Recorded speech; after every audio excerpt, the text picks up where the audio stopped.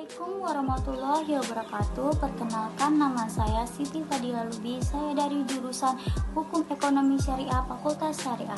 Saya dari kelompok 3 yang dimana berjudul tentang wakalah. Di sini saya akan menjelaskan tentang wakalah. Yang pertama, saya akan menjelaskan definisi dari wakalah. Wakalah mempunyai beberapa pengertian. Menurut dari segi bahasa, wakalah adalah perlindungan atau yang disebut dengan al-hifz, penyerahan, atau yang disebut dengan at-tafwid atau memberikan kuasa. Menurut kalangan Syafi'iyah, pengertian dari wakalah adalah ungkapan dan penyerahan kuasa kepada orang lain. Selanjutnya, dan adapun dasar hukum wakalah, yaitu boleh dilakukan dalam ikatan kontrak yang disyariatkan dengan dasar hukum ibadah, dan al-wakalah bisa menjadi sunnah, makruh, haram, dan bahkan wajib sesuai dengan niat pemberi kuasa pekerjaan yang dikuasakan atau faktor lain yang mendasarinya dan mengikutinya. Dan selanjutnya, adapun dasar penetapan wakalah yang dimana yaitu yang ditetapkan dalam syariah berdasarkan beberapa macam dalil, yaitu Al-Quran, hadis, dan ijma. Dan selanjutnya, adapun rukun dan syarat wakalah yang dimana yang pertama orang yang mewakilkan, yang kedua wakil atau disebut dengan yang mewakili, dan yang ketiga muwakal fiqh yang dimana sesuatu yang diwakilkan. Baik, itu saja yang bisa saya sampaikan. Selanjutnya akan disampaikan kepada teman saya, kepada Rahma Nadia. Saya persilakan. Assalamualaikum warahmatullahi wabarakatuh. Nama saya Rahma Nadia, mahasiswa dari jurusan Hukum Ekonomi Syariah semester 3 Unit 2. Jadi saya akan melanjutkan penjelasan dari teman saya tentang wakalah. Selanjutnya ada macam-macam wakalah. Wakalah dibedakan menjadi wakalah al-khassah dan wakalah al-ammah. Wakalah al-khassah adalah wakalah di mana pemberian wewenang untuk menggantikan posisi pekerjaan yang bersifat spesifik dan telah dijelaskan secara mengenai apa yang telah diwakilkan.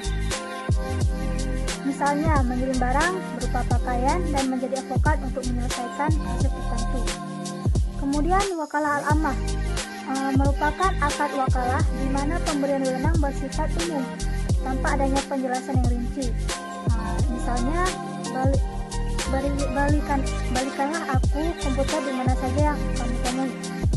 Selain itu juga ada wakalah muqayyadah dan wakalah mutlaqah.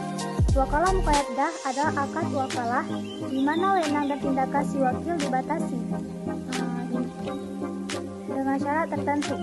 Misalnya, jualah mobilku dengan harga 100 juta jika itu kontan dan 150 juta jika itu kredit. Kemudian ada wakalah mutlaqah.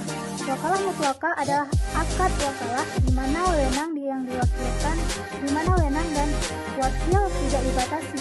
Misalnya, jualah mobil ini tanpa disebutkan harga yang diminta. Selanjutnya, akhir wakalah. Akad akan berakhir bila ada hal sebagai berikut. Yang pertama, matinya salah seorang yang berakad, karena salah satu syarat sah berakad yaitu keduanya masih hidup. Yang kedua, bila salah seorang yang berakad itu gila. Yang ketiga, dihentikannya pekerjaan yang maksud. Yang keempat, pemutusan oleh orang yang mewakilkan terhadap wakil. Yang kelima, wakil memutuskan sendiri. Yang keenam, keluarnya orang yang mewakilkan daripada status kepemilikan. Selanjutnya, hikmah daripada wakalah. Pada dasarnya, tugas dan tanggung jawab urusan seseorang itu adalah kewajiban sendiri. Akan tetapi, terkadang manusia tidak dapat melakukan tugas itu karena halangan yang ditimpa pada dirinya di luar kemampuannya.